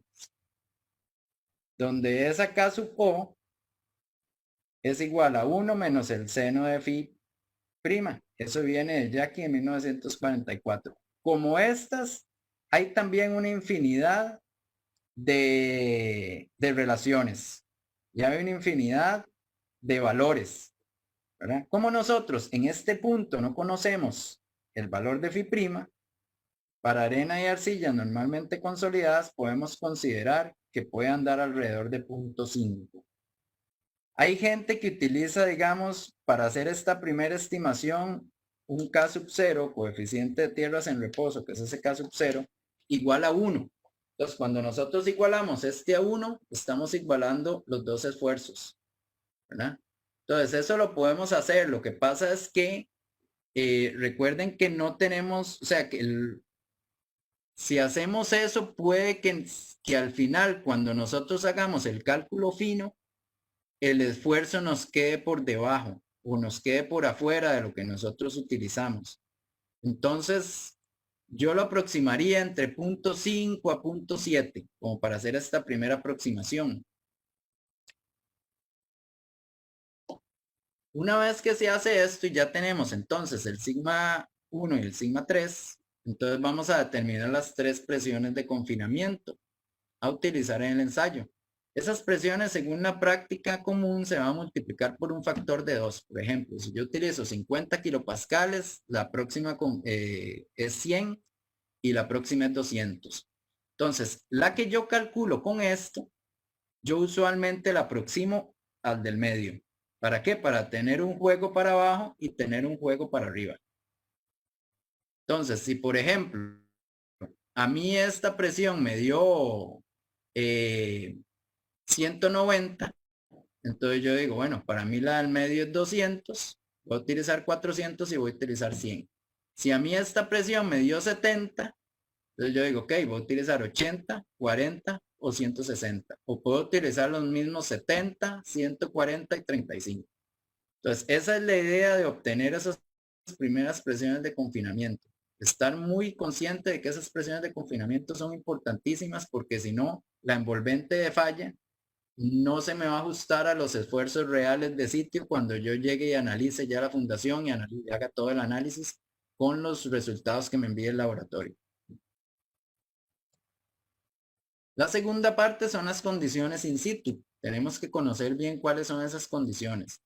Primero, si el suelo está saturado o existe alguna probabilidad de saturación. Si existe posibilidad de drenaje, eso es importante.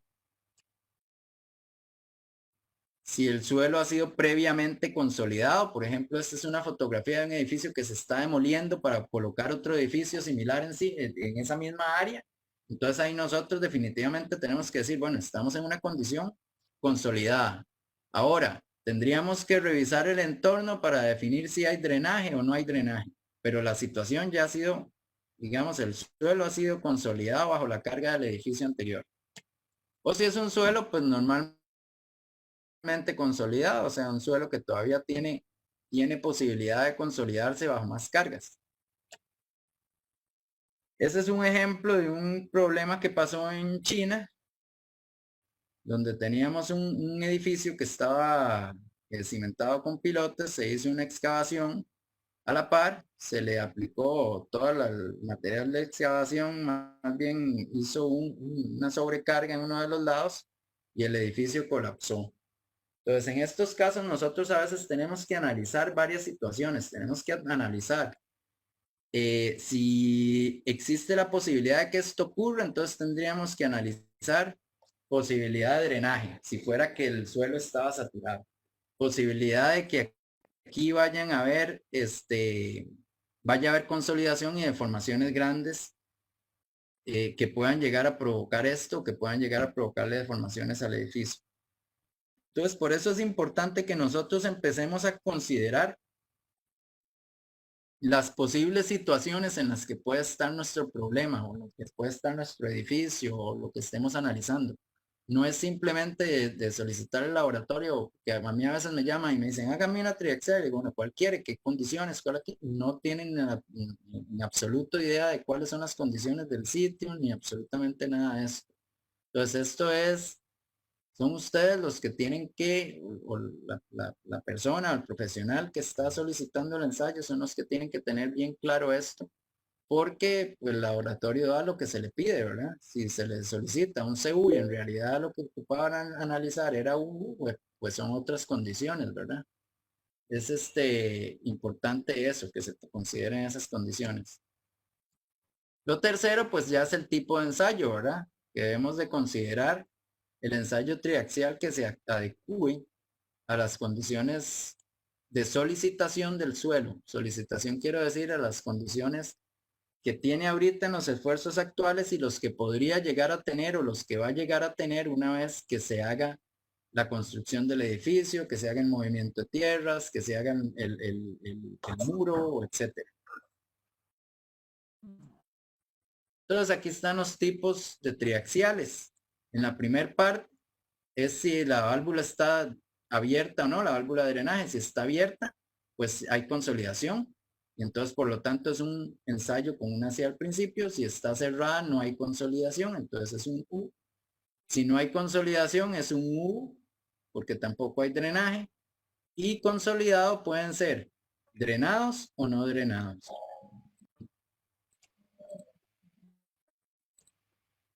Aplicaciones prácticas para un análisis en condiciones no consolidadas, no drenadas. O sea, este es un Aquí yo saqué 3 aplicaciones para cada uno, pero son las mismas. Es para que ustedes más o menos entiendan o vean la relación entre cada una de ellas para 3 tipos diferentes de ensayo. Entonces, por ejemplo, esta es una presa, digamos, o un terraplén construido muy rápido sobre un depósito de arcilla suave. Entonces nosotros tenemos aquí que la resistencia al cortante está en términos de un ensayo no consolidado, no drenado. O sea, se construyó tan rápido que el suelo no le dio tiempo de drenar y por lo tanto no hubo tampoco consolidación. Entonces queremos analizar qué pasa en ese caso. Por eso estamos utilizando una U para este caso. La segunda es una presa que se construye muy rápido también y no hay chance de que,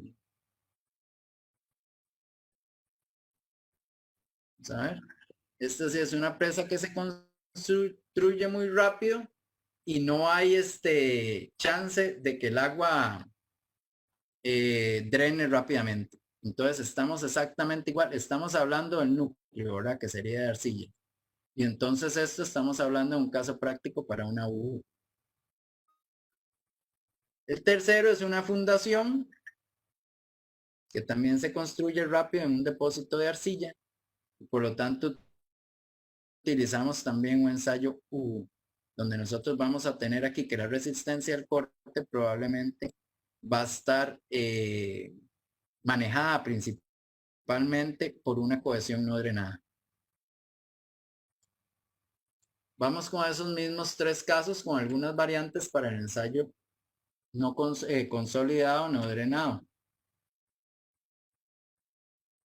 En este caso, también nosotros podríamos llegar y decir de que este terraplén se construye rápidamente, pero nosotros queremos saber a largo plazo cómo se va a comportar el suelo bajo el ensayo, bajo el terraplén. Entonces podemos llegar y decir, para una misma condición, podemos llegar y hacer 2 análisis. Un análisis U, o sea, para el momento en que se construye, y un análisis CU para un momento mucho posterior a la construcción. O sea, queremos ver el comportamiento del suelo casi que instantáneo y el comportamiento del suelo muy posterior a la construcción. Entonces, hay gente que a veces no hace este tipo de análisis. Y entonces, al principio, pues se comporta bien, pero al final empezamos a tener problemas ya al cabo del tiempo. Este es otro, es el mismo, ¿verdad? En este caso, se da un vaciado rápido de la presa y entonces nosotros ahí tenemos que pensar que hay drenado. Entonces, que hay una condición consolidada, no drenada. Y entonces deberíamos de analizar ese núcleo bajo esas condiciones. Aquí tenemos una rápida construcción también de un terraplén en en una pendiente. Y aquí también utilizamos, digamos, los parámetros CU, donde tenemos el parámetro de cohesión no drenada y el ángulo de fricción no drenada. Vamos para el ensayo drenado y consolidado. Esto es cuando se hace, por ejemplo, el mismo terraplén, pero que se construye muy lento. Entonces nos da chance de que nosotros podamos, nos da chance de que el suelo drene. Usualmente esto puede ser, digamos, en diques que se van construyendo muy lento, se va poniendo capas y capas de material Y pues el dique, como tiene aquí cerca el banco del río, pues hay mucho chance de que haya drenaje y que no dure tantísimo el drenaje, a pesar de que sean arcillas. Después está este caso, que es una represa, donde nosotros tenemos un nivel, digamos, de agua estacionario. Y en ese caso, entonces nosotros hacemos estas condiciones drenadas para el núcleo. Y una excavación, también excavaciones o que se hacen digamos, en estabilidad de taludes también. Lo normal es que uno utilice datos de esfuerzos efectivos. Todas estas tres serían esfuerzos efectivos. Usualmente yo lo que son estabilidad de taludes siempre los trabajo en esfuerzos efectivos, o sea, estoy analizando o modelando situaciones a largo plazo, porque sería como la condición un poco más crítica en la parte de estabilidad de taludes. Yo creo que con esto ya terminaríamos la presentación.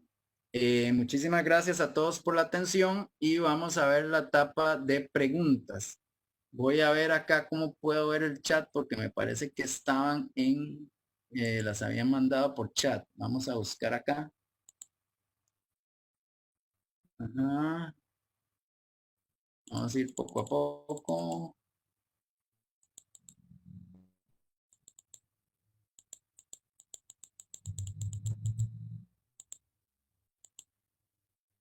Vamos a ver aquí. Preguntas que no tienen nada que ver con esto. Vamos a ver, René.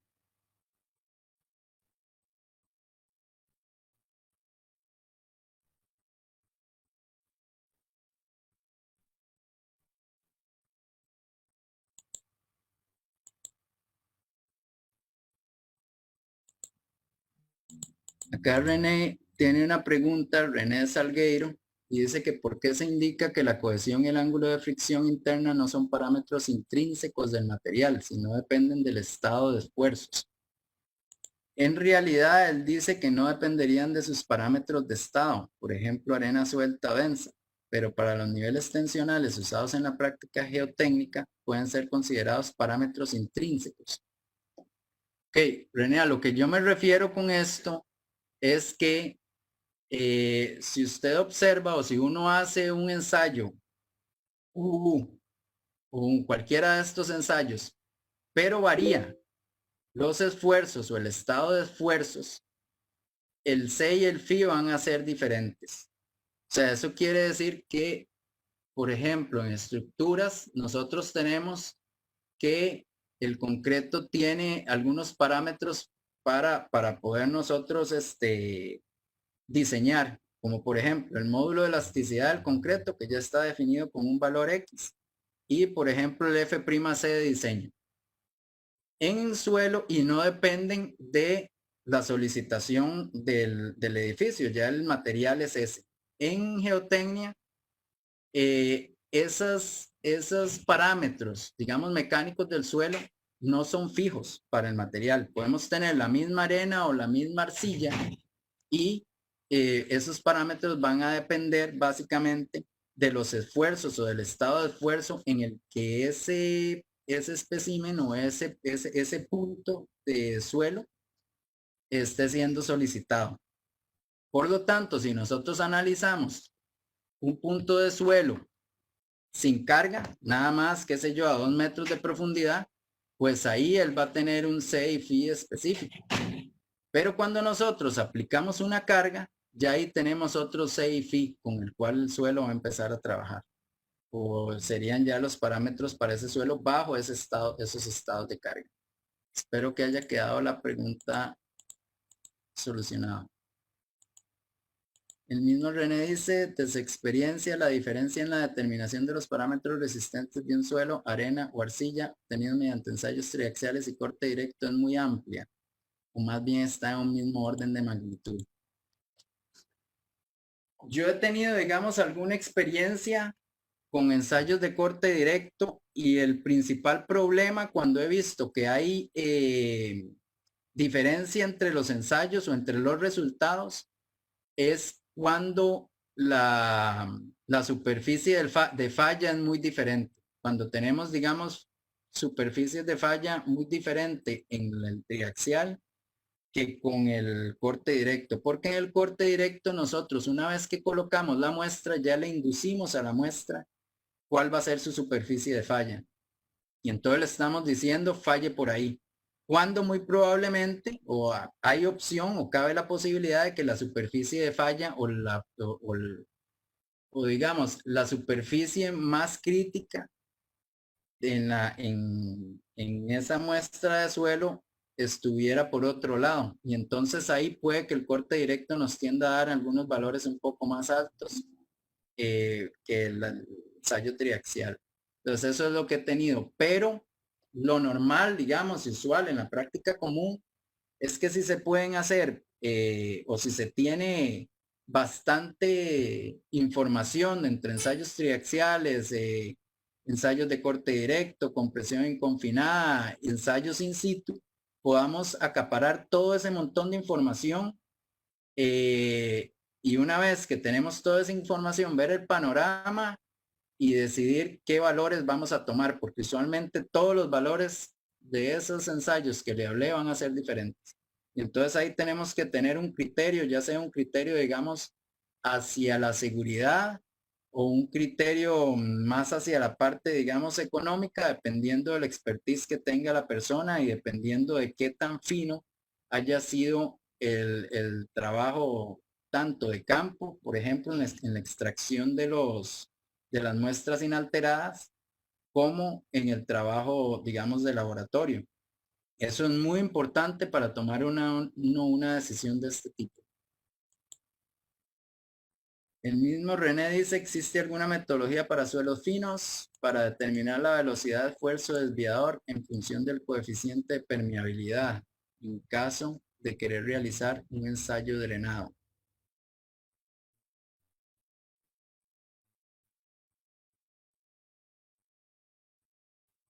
No, yo no he visto ninguna metodología para determinar. El ASTM le da a uno una velocidad y es una fórmula que está en el ASTM que tiene que ver con el T50. Entonces, como está relacionado con la consolidación, la consolidación está relacionada directamente con la permeabilidad. Pero tener, digamos, una correlación entre el valor de K de permeabilidad y un valor de T50 no la he visto, ¿verdad? Lo que sí es que cuando usted está haciendo el ensayo drenado, pues como tiene que consolidar primero, eh, entonces ahí es donde usted define esa velocidad, pero no he visto ninguna correlación hasta el momento entre K y T50 para poder definir esa velocidad. Vamos a ver otra consulta de René. La ejecución de ensayos triaxiales impone el empleo de muestras inalteradas. En el caso de arcillas podría obtenerse mediante tubos de pared delgada, tubo Shelby. Sin embargo, en el caso de la arcilla fuese consistencia muy dura, no siendo posible el empleo de tubos Shelby y se obtenga la muestra, por ejemplo, mediante la cuchara partida del SPT, podría considerarse válido el ensayo triaxial con este tipo de muestra. Ok, casi que yo le diría que lo mejor sería hacer una muestra remoldeada. O sea, tratar de obtener en ese caso la densidad de la muestra en situ con algunos pedazos o trozos de lo que usted sacó con el SPT. Se puede sacar la densidad por el método de la parafina o cualquier otro método. Y después hace un remoldeo de la muestra a partir de esa densidad y con la humedad natural, para que pueda obtener una muestra un poco más representativa, porque cuando se hace con el ensayo de SPT, el golpe tiende a compactar la muestra y eso puede que no nos dé valores que sean representativos.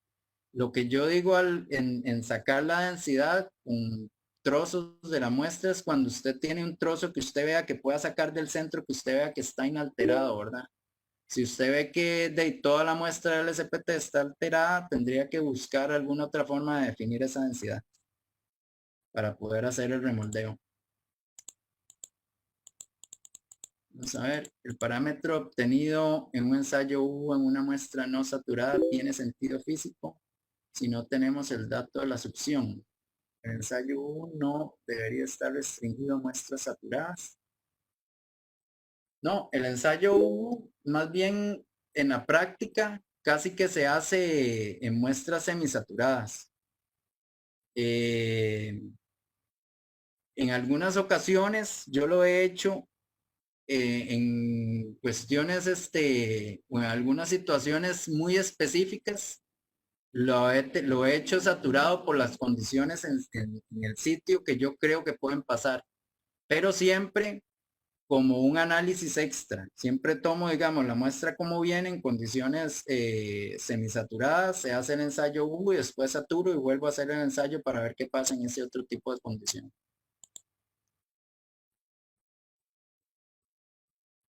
Vamos a ver.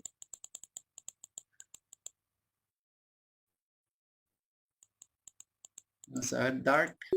Dice, para el caso que tengamos la muestra en un estado parcialmente saturado, no deberíamos saturarla, ya que el ensayo triaxial es para suelos saturados, si aplica el coeficiente de saturación. No necesariamente, digamos, como les decía la respuesta anterior, usualmente el UU se puede lograr con suelos semisaturados. O sea, eso depende, si usted la satura o no, depende de cómo quiere usted analizar el estado del suelo y de las condiciones in situ que usted tenga. Entonces, puede hacerlas semisaturado y puede después hacerla saturado para ver las diferencias y qué es el comportamiento que le va a dar. Puede que en un caso usted esté siendo muy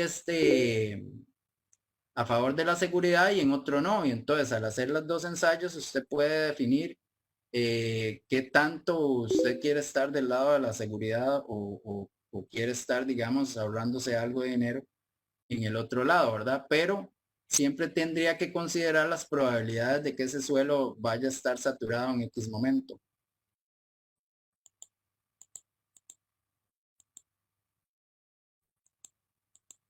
Vamos a ver, Alex Gómez, ¿se podría hacer ensayos de permeabilidad en este equipo triaxial? ¿Hasta qué diámetro de muestra se puede trabajar?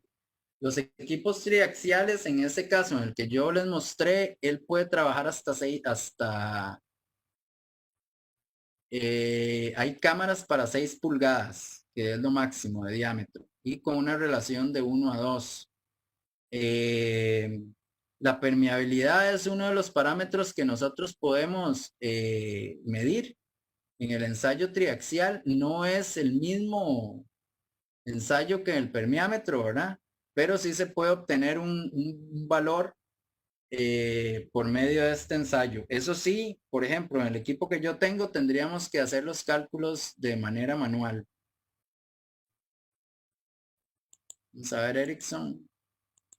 Cuando se trate de una muestra alterada, por favor podría explicar los procedimientos de elaboración de probetas para ensayo triaxial, tanto para arenas y arcillas. Ok, las muestras alteradas es lo que yo les estaba explicando. O sea, lo importante es poder determinar la humedad in situ y poder determinar la densidad. Y ahí una vez que se tienen esos dos datos, con el mismo material, se tiene que empezar a hacer el remoldeo. Y ese remoldeo se hace pues a prueba y error, ¿verdad? Primero pues se calcula y se dice, bueno, en este volumen de muestra de espécimen que yo quiero, ya sea 38 milímetros, 50 milímetros, 100 milímetros, con esa densidad debería tener un peso de tanto material y empiezas a hacer el remoldeo para que el material te ajuste y después se calcula que la densidad esté así, se chequea que la densidad esté muy parecida o igual a la que se había sacado o y también de que y se chequea la humedad también para que ande similar para poder decir que ya es una prueba, una muestra representativa.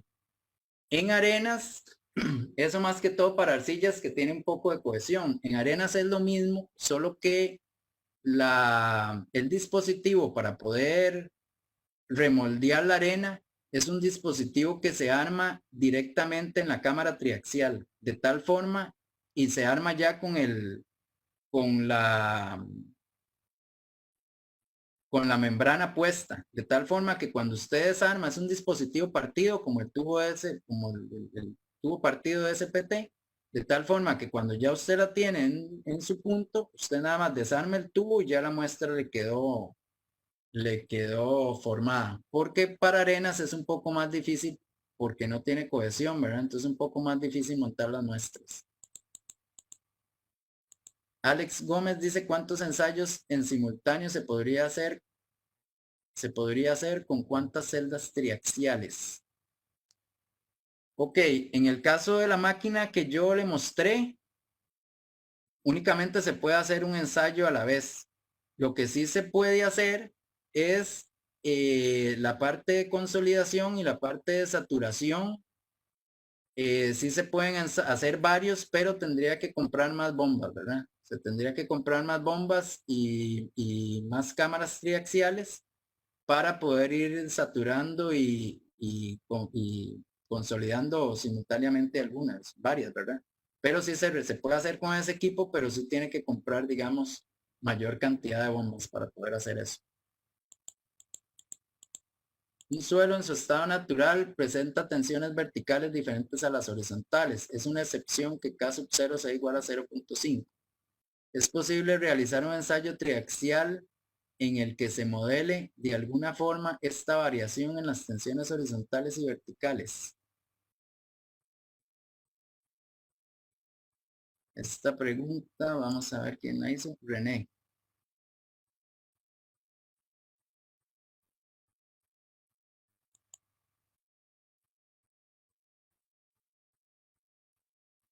Vamos a ver, ¿es posible realizar un ensayo triaxial en el que se modele de alguna forma esta variación? O sea, básicamente, esas variaciones de esas tensiones, pues ya están modeladas por sí mismas en el ensayo, ¿verdad? Porque nosotros estamos poniendo un valor eh, definido en esa tensión vertical. Si usted utilizaría, por ejemplo, el K igual 1, pues ya usted va a tener, digamos, los resultados de C y Phi para unos valores de K, digamos, pues uno sería muy difícil porque no habría ahí consolidación ni nada, pero si usted pone un valor de 0.90, por decirle algo, entonces los valores que usted está poniendo de confinamiento eh, van a ser muy cercanos a los horizontales en teoría, pero en realidad no, ¿verdad? Porque si usted ve el envolvente de falla, eso no tiene relación, digamos. Esa relación de los verticales con los horizontales en el triaxial por sí mismo, ya el ensayo está tomando esas diferencias.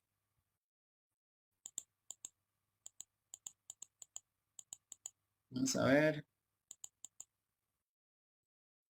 Ah, ok, ya vi que René puso algo de K1, K sub 01. Sí, correcto, René. Eso ya el mismo ensayo triaxial ya está modelando ese asunto. Vamos a ver qué más, algo de la grabación, los links. No se veía la imagen, Fernando y Dark. No sé cuáles imágenes serían. Ahora sí, ya ahí sí no les puedo ayudar. Dice Fernando, para la construcción de un edificio, si tengo estratos compresibles en arenas, tendría que hacer dos ensayos, drenado y no drenado. ¿Cuál sería la más desfavorable? Ok, si tiene ensayos compresibles, es probablemente, bueno, primero que sean unas arenas mezcladas, ¿verdad? Probablemente arena arenolimosa o arena arcilloso, ¿verdad? Una arena pura, pues es más difícil que sea, no debería de haber compresibilidad. Eh, La más desfavorable sería, digamos, si usted ve el asunto desde esta perspectiva, si usted va a tener opción de tener drenaje en algún momento, yo le diría que lo haga drenado, ¿verdad? Porque la condición del suelo va a cambiar. Inmediatamente usted va a tener una consolidación muchísimo mayor y va a tener unas deformaciones y unos asentamientos muchísimo mayor. Entonces, lo mejor es verlo a un largo plazo. Y si usted ve que no tiene drenaje por de ninguna forma, entonces podría hacer, digamos, un ensayo no drenado. Pero en este caso yo le diría, si tiene estratos muy compresibles, que haga el análisis tanto a corto como a largo plazo.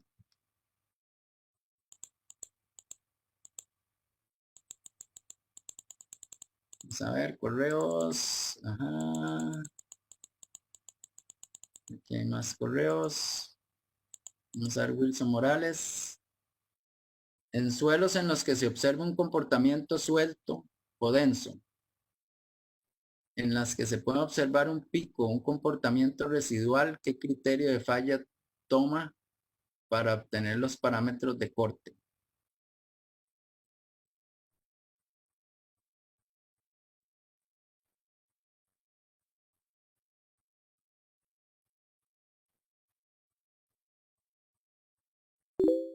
Ok, el parámetro de corte,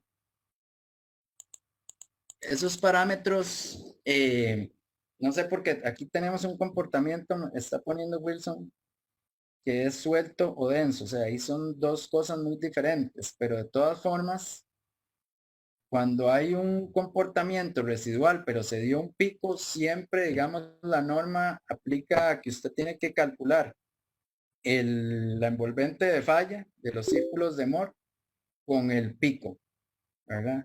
Porque esa sería lo máximo. Entonces se podría tener con el pico. Si usted cree que ya hay un comportamiento residual del suelo, o sea, cuando ya ha pasado, por ejemplo, un suelo que ha sido deslizado y que ya está en su estado residual, probablemente en el mismo ensayo usted no va a poder observar ese pico, sino que se va a deformar hasta el 15% de formación axial sin que usted pueda detectar ese pico en la carga. Entonces, básicamente, si hay un comportamiento residual, ya el pico no se debería observar en el ensayo.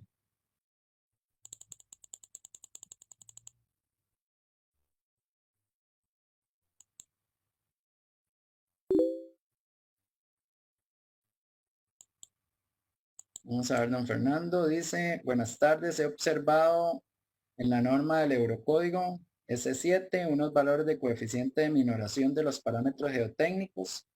Ejemplo, ángulo de rozamiento dividido por 1.25, cohesión efectiva dividida entre 1.25, resistencia a la compresión simple dividido por 1.4. ¿Me puede indicar algún comentario a su criterio respecto a esos valores de minoración? Que es importante que nosotros sepamos con qué estamos diseñando o con qué estamos analizando el problema, Fernando. Porque a veces se tiende cuando nosotros, por ejemplo, si estamos haciendo esto para, por ejemplo, analizar una capacidad de soporte de un suelo y nosotros empezamos a aplicarle estos factores de minoración a los coeficientes y además hacemos un análisis con cargas mayoradas del edificio, ya estamos sobrediseñando demasiado, o sea, estamos muy, pero muy a la seguridad. Si nosotros no estamos mayorando las cargas, pero ya le estamos poniendo un factor de seguridad de 3 al cálculo de la capacidad de soporte, también, y además estamos calculando esa capacidad de soporte con parámetros C y Phi ya minorados, estamos haciendo doblemente el factor de seguridad. Entonces, muy probablemente es que estos códigos pues tengan ese minoración en estos parámetros, pero al final y al cabo no le meten un factor de seguridad 3 a una capacidad de soporte, ¿verdad? O no meten factores de seguridad en análisis de estabilidad tal ni nada, sino que lo que están haciendo es minorando los parámetros de resistencia. Entonces tenemos que ver en qué sentido es que el Eurocódigo minoró con respecto a los cálculos posteriores.